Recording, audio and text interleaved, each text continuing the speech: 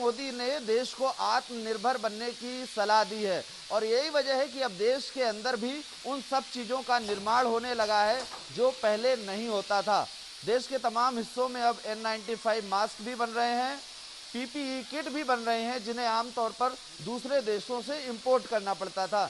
इस वक्त मैं दिल्ली के ओखला की एक फैक्ट्री में हूं और यहाँ पर बेहद हाईटेक N95 की मशीन लगाई गई है और देखिए कि किस तरीके से ये मशीन काम करती है। आज हम आपको वो दिखाएंगे।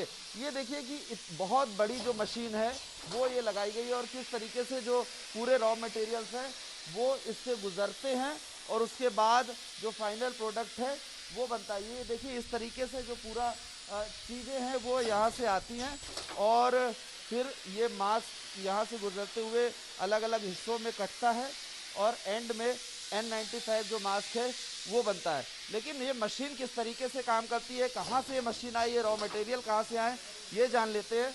हमारे साथ इस वक्त इस पूरे कारखाने को, इस फैक्ट्री को चलाने वाले सौरभ गुप्ता जी हैं। सौरभ जी बताइए कि ये क्या मशीन है, कहाँ से आई है, किस तरीके से काम करती है? बिल्कुल जी, ये जो हमारी मशीन है ये फुल्ली ऑटोमेटिक N95 मास्क की मशीन है और ये हमने जो है चाइना से इंपोर्ट करी है। ये फुल्ली ऑटोमेटिक मशीन है। इसमें पहले जो है कपड़ा लगाया जाता है।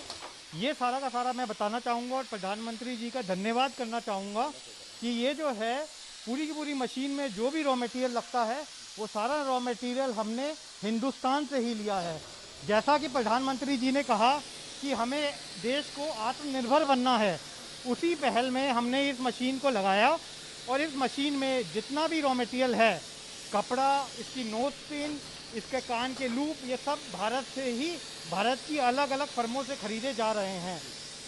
लेकिन बात ये आती है, ये मशीन इतनी हाईटेक है, बड़ी मशीन है, जाहिर है ये कहाँ से आई है? इंडिया में शायद इस तरह की मशीनें बहुत कम है। बिल्कुल, देखिए जैसे कि आपको पता है, जैसे एक बच्चा पैदा होता है वो पहले चलना सीखता है, फिर दौड़ना सीखता है, तो हमारे पे भी यहाँ पे भारत में प्रधानमंत्री जी ने मेक इन इंडिया की एक पहल करी।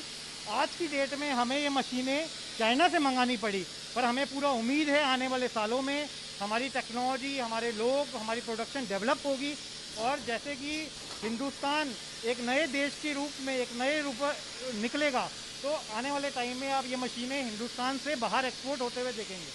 अभी क्या वजह है कि भारत में इस तरीके की मशीनें हैं नहीं, या फिर है तो बहुत महंगी है?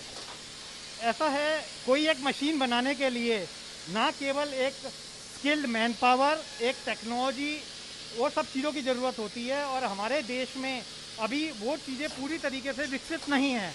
धीरे धीरे करके जैसे स्किल इंडिया डेवलपमेंट प्रोग्राम और चीज़ें चल रही हैं, तो धीरे धीरे करके ये सब चीज़ें डेवलप होंगी और आने वाले टाइम में हम हिंदुस्तान से भी ऐसी मशीनें दे पाएंगे। तो इस तरह से अगर आप देखेंगे, ये N95 मास्क बन रहा है और यहाँ से ये गुजरते हुए ये पूरा यहाँ से निकलता है और आपको दिखाऊं कि ये इस तरह से ये N95 मास्क यहाँ पर निकलता हुआ है।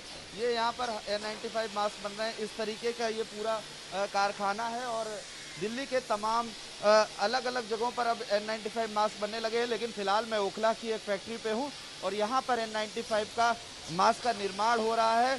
बड़ी संख्या में N95 मास्क बनते हैं जो दिल्ली के तमाम इलाकों में जाते हैं। लेकिन पहले भारत में इस तरीके से निर्माण नहीं होता था, लेकिन अब देश के तमाम हिस्सों में खुद से मेक इन इंडिया और मेड इन इंडिया के तहत तमाम मास्क और PPE किट बनने लगे हैं।